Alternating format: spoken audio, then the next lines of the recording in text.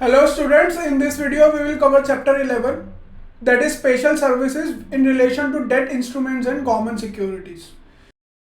तो देखिए मार्केट के अंदर सिक्योरिटीज मार्केट के अंदर two types of securities are very common and one is equity, of course you know equity shares, जिनको हम आम भाषा में लेमन लैंग्वेज के अंदर शेयर्स ही बोलते हैं, शेयर बाजार भी बोलते हैं। और दूसरा होता है डेट इंस्ट्रूमेंट्स, वो इंस्ट्रूमेंट जो एक्नॉलेज करते हैं कि किसी कंपनी या उसका जो इश्यूर है उसके ऊपर लोन है। तो डेट इंस्ट्रूमेंट्स और गवर्नमेंट सिक्योरिटीज दोनों का मॉडल्स ऑपरेंडी सेम सा ही होता है। गवर्नमेंट बॉन्ड्स इशू करता है, और अगर आप बिसाइड्स गवर्नमेंट या कॉर्पोरेट की बात करते हो तो वो डेट इंस्ट्रूमेंट उनको बोला जाता है, या कमर्शियल पेपर हो गया। तो देखते हैं डिपॉजिटरी के लिए इनका बिजनेस कैसे वो हैंडल करते हैं, या फिर डिपॉजिटरी के लिए इन सारे इंस्ट्रूमेंट्स में करने को क्या क्या है। So a debt security is a written agreement to repay a loan. So debt instrument is something that evidences the existence of a debt या फिर existence of a loan, है ना। Usually with interest within a given time frame. तो debt instrument के अंदर तीन चीज़ें बहुत कॉमन होती हैं।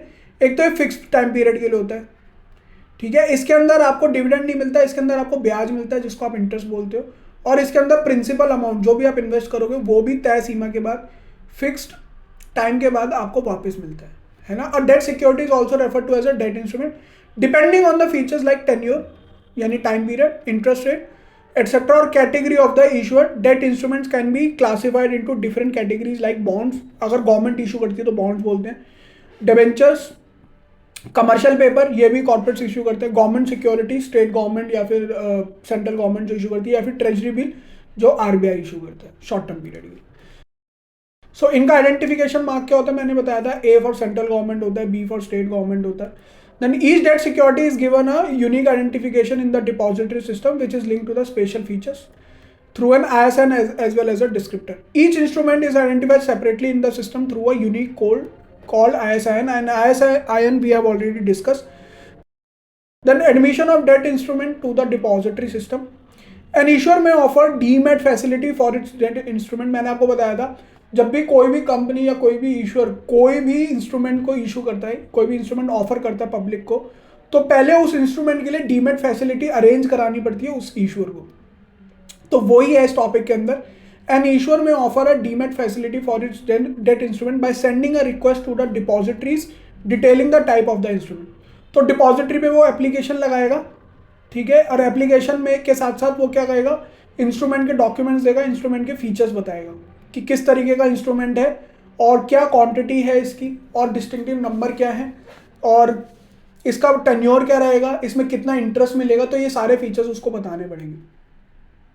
On receipt of the request a tripartite agreement. Tripartite agreement मतलब वो कॉन्ट्रैक्ट जिसके अंदर थ्री पार्टीज इन्वॉल्व होती है। इसके अंदर एक डिपॉजिटरी हो जाएगा, एक इश्योर हो जाएगा, और दूसरा कौन सा हो जाएगा, आरटीए। आरटीए क्यों, क्योंकि आरटीए जो है रजिस्टर ऑफ होल्डर्स मेंटेन कौन करेगा, आरटीए करेगा। और बायपार्टाइट agreement between the depository and the issuer. अगर आरटीए को आपने एलिमिनेट कर दिया तो वो बायपार्टाइट एग्रीमेंट हो जाएगा, यानी दो पार्टीज वाला।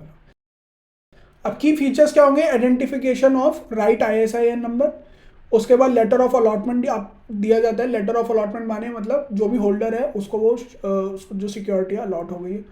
इंस्ट्रूमेंट डिस्क्रिप्टर यानी नेम ऑफ द इश्यूअर, या फिर कूपन रेट और इंटरेस्ट रेट।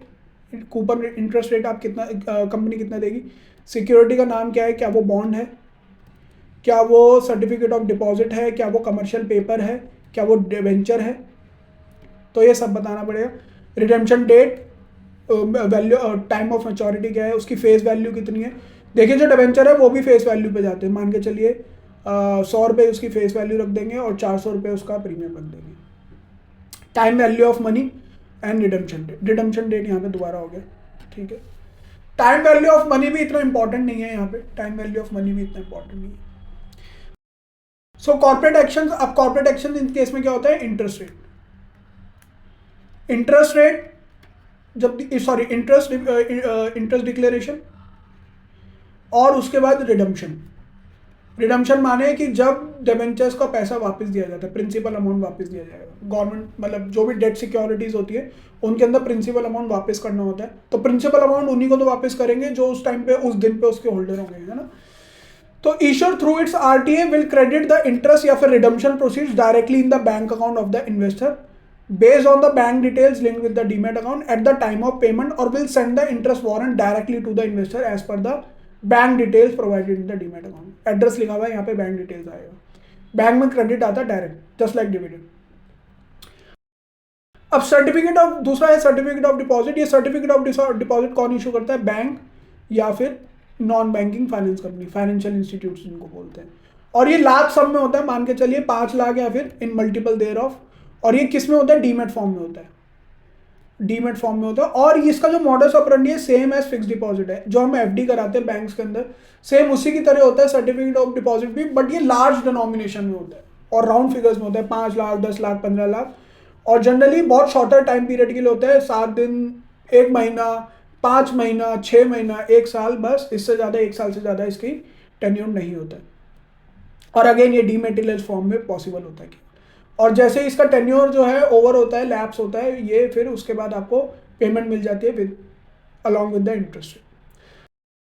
अब कमर्शियल पेपर क्या है? कमर्शियल पेपर कॉर्पोरेट्स इशू करते हैं. जैसे सर्टिफिकेट ऑफ डिपॉजिट जो है बैंक्स इशू करता है, ऐसी कमर्शियल पेपर जो है वो कॉर्पोरेट्स इशू करते हैं. So is an unsecured money market instrument issued in the form of promissory note and was introduced in 1998 with a view to enable highly rated corporate borrowers, मतलब जिनकी credit rating बहुत अच्छी है, AA positive, AAA positive, मतलब बहुत ईमानदार जो लोग हैं जिनका बहुत नाम है, जैसे कि HDFC ग्रुप हो गया या फिर टाटा ग्रुप हो गया, बिरला ग्रुप हो गया, तो उनके लिए कमर्शियल पेपर है. और ये अनसिक्योर्ड है, मतलब जो भी उधार, जो भी पैसा बाजार से उठाते हैं उसके अगेंस्ट में कोई सिक्योरिटी नहीं देते. ठीक है. And investor can subscribe to a minimum of ₹5 lakh. ये भी 5 लाख और उसके मल्टीपल पे ही होता है ना. Thereof as the face value of commercial paper in the depository system is taken as 5 lakh. तो इसकी फेस वैल्यू 5 लाख है, तो 5 लाख से तो स्टार्ट ही है.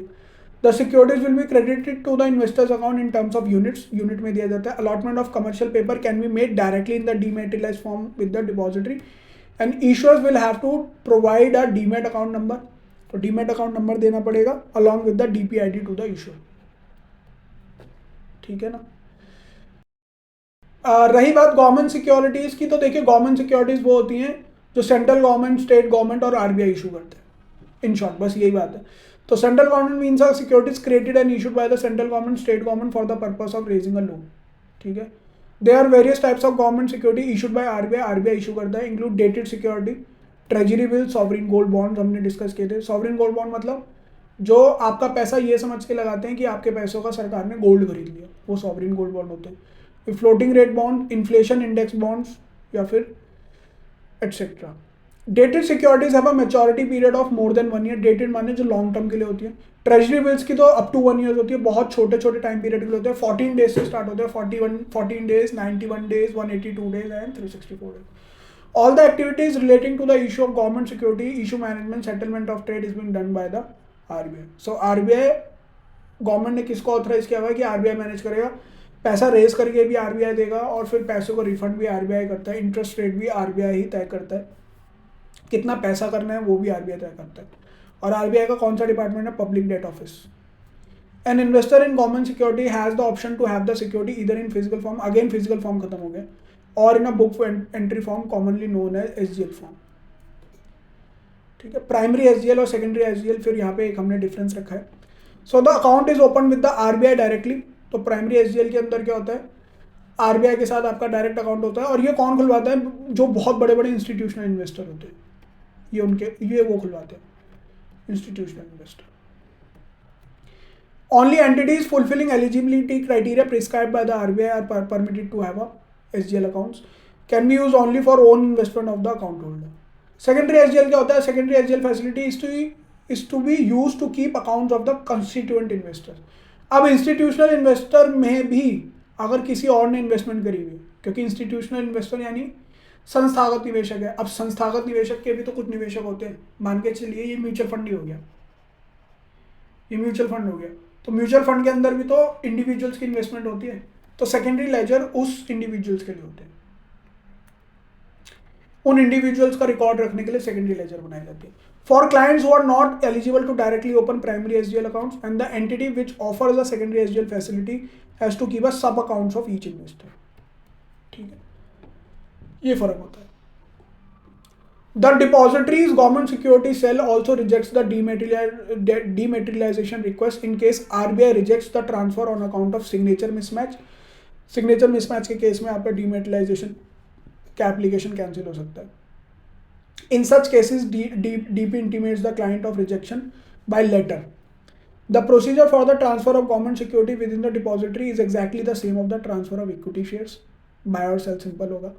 DP must ensure that changes in the beneficial owner's account, such as changes in the bank details, change of address, are updated well in advance of the due date of the interest payment or redemption of the payment due. तो आपको जो भी changes हैं, जो भी client के changes हैं, investor की प्रोफाइल में जो भी चेंजेस आ रहे हैं, तो आप तो उसको डीपी को कन्वे करना पड़ेगा, ताकि जब इंटरेस्ट पेमेंट हो या फिर रिडेम्पशन पेमेंट हो तो वो पेमेंट और इंटरेस्ट पेमेंट करने में उनको प्रॉब्लम ना आए. The depository should distribute the interest to clients who have balances in the government security on which interest payment is due before the end of the day of the interest payment due date after RBI has been made it available to the depository.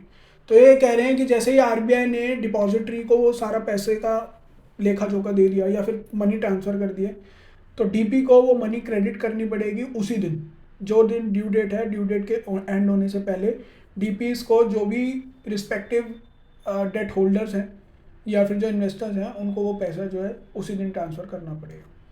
ठीक है. So that was it from this chapter, and we'll meet with the new chapter in next video.